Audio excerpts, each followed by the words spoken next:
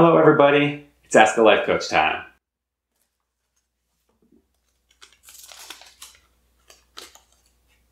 What's the meaning of life? You people, you just don't want to give me any break over here, do you? What's the meaning of life? Okay. Here's what I'm going to say.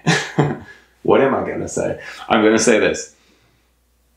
This is a dangerous question, and I think oftentimes you're best off not bringing this concept of meaningfulness into your framework at all. Because when you do so, you kind of create a hierarchy in your life. You know, if you decide the meaning of life is blank, then it makes that more important than everything else. And that actually is just stripping value away from so many experiences. Well, the meaning of life is not to take a shower, so my shower doesn't become as magical as it otherwise would be. Or the meaning of life is not to, I don't know, go to rock concerts. So, what am I doing here? And that just seems silly because every experience has the potential to be infinitely magical when you don't judge it and when you don't label it.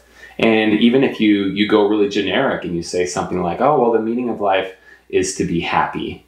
Well, now you've turned happiness, which is this awesome intrinsic good, into an end. And now you're chasing after it. Oh, why didn't that make me happy? Oh, I'm going to do this because I hope it's going to make me happy. And you're placing pressure, you're placing expectations. You now turn non-happiness into a failure. Like, oh, I'm sad today, but that's not the meaning of life. And so, there's just way too much pressure when you create this hierarchy. I just want to say every experience is infinitely meaningful when you don't bother to label it at all and you just find yourself being fully present in the moment. So now you're going to say, okay, so the meaning of life is to be present. But again, I think that's a dangerous way of thinking because anytime you're not mindful, you're going to be like, oh crap, I was distracted today. That wasn't meaningful. And no, you're allowed to be distracted as well. So don't put that pressure on mindfulness where it's like, wait, am I mindful now? Am I thinking about other things? Oh no, I'm not.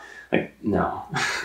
You're allowed to just be, you're allowed to just live, and you don't need any sort of external goal or validation for any of the behaviors that you do. So I invite you just to scrap the question altogether and to continue to find joy and happiness in the present moment, doing things you love with people you love.